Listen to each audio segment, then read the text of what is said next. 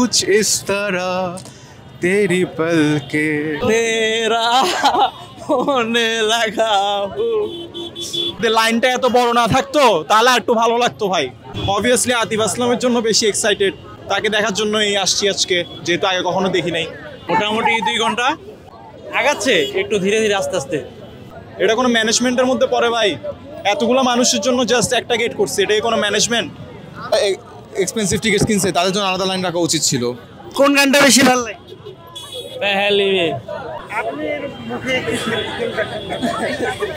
पहली मेरे जिंदगी এটা तेरा होने लगा এই গানটা আমার সব বেস্ট, অনেক ভালো লাগে।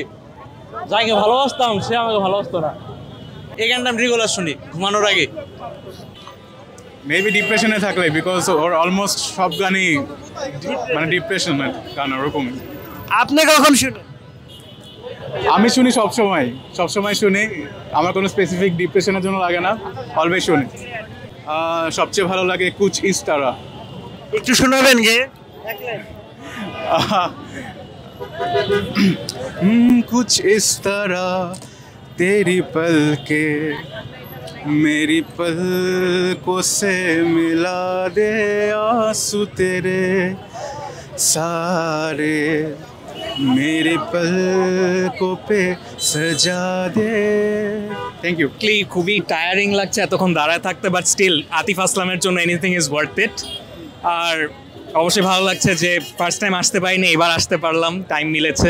শোনা সব গানই শোনা হয় কম বেশি সামটাইমস, কিন্তু হ্যাঁ দূরই যেটা এটা আমার একটু বেশি শোনা হয়। ওর বেশি আপনার প্রিয় মানুষ, তাকে নিয়ে আপনার কোন গানটা শুনতে ইচ্ছা হবে? এটা একটু মানে অনেক চিন্তা করতে হবে আসলে। মেবি পেহলি দফা অথবা। খুবই খারাপ লাগছে আসলে লাইনে দাঁড়ায় থাকতে, আর লাইনের হিসাব নিকাশ বুঝতেছি না যে কোনটা কোন পাশে যাচ্ছে, মানে কোনো মানে সব র্যান্ডমলি হচ্ছে আর কি, আর ঢুকতেও পারবো কখন কিছুই বুঝতে পারতেছি না। আদিবাসী অনেক গাড়ি ভালো লাগে, আর আসছি অনেক, আমরা আসছি বুয়েট থেকে মনে করেন অনেকজন একসাথে, এখন লাইনে দাঁড়ায় আসছি, ঢুকতে পারছি না। প্রিয় মানুষ তো আসে নাই, বন্ধুরা আসছে, ওদের সাথে সবগুলা গানই শুনবো আসলে, স্পেসিফিক কোনো প্রিয় মানুষ শুধু বন্ধুরা? আপাতত বন্ধুরাই। আতিফ আসলাম কনসার্ট দিতে, কিন্তু এখন যে ক্লাউড আর যে লাইন আর যে মানুষের দেখতেছে কোনো ডিসিপ্লিন নাই আজকে। এটা আসলে এত মানুষের অর্গানাইজে এটা ডিসিপ্লিনে খুব সমস্যা ওনাদের। অনেকে বলে ডিপ্রেশনে পড়লে আতিফ আসলামকে বেশি শুনে, আপনার কি তাই মনে হয়? না না, এরকম না। অ্যাজ ইউজুয়াল আতিফ আসলাম তার যে গানের কণ্ঠ আর যে মাধুর্য আমাদের ছোটো থেকে আমরা শুনে আসতে আসতে এখন সেটাই রয়েছে। কেন ডিপ্রেশন থেকে তার গান শুনবো? সবসময় তার গান শোনা। প্রিয় মানুষকে পাশে নিয়ে আতিফ আসলামের কোন গানটা শুনবেন? ওইটা ওনার সব গানই শোনা যাবে, প্রিয় মানুষের সামনে নিয়ে সব গানই শোনা যাবে, কারণ ওনার প্রত্যেকটি গানই সামাজিক গান এবং প্রত্যেকটি গানই হৃদয় ছোঁয়ার মতো গান। অল্প টাকাতে টিকিট কিনছে সে, মানে তার যে অবস্থা, যে বেশি টাকাতে টিকিট কিনছে একই অবস্থা। আপনি কখন শুনেন? আমি সবসময় শুনি, সবসময় শোনা হয় ব্যান্ড মিউজিক, আতিফ আসলামের গান সবসময় শোনা হয়।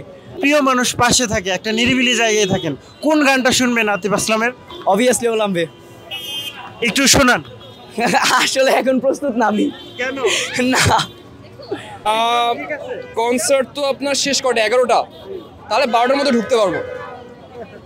ভাই ওনাকে আস করেন, আমি সিঙ্গেল মানুষ, আমার নাই কেউ, ও বলতে পারবে। ভাই কি জানি তুমি বলো কি গান, কেউ থাকলে ভাই নকটক দিয়েন, সিঙ্গেল আছে।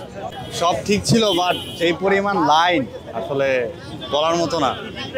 যেটা দেখা যাচ্ছে যে মেয়েদের পরিমাণ একটু তো কম আর কি, তো ওদের লাইনটা একটু আগে চলতেছে, আর এটা হচ্ছে দেখেন একটা ইউ শেপ অলরেডি হয়ে গেছে, তো এটা একটু লেন্দি। আমার 1 ঘন্টার উপরে হয়ে গেছে দাঁড়িয়ে আছে। এখন আতিফ আসলামকে দেখতেই আসছি, আর এমনি নিজেদের যেহেতু তো হান্নানের গান তেমন একটা শোনা হয় না, বাট তাহসানের গান অনেক শুনছি, আর মেনলি হচ্ছে আতিফ আসলামেরটা দেখতেই আসছি।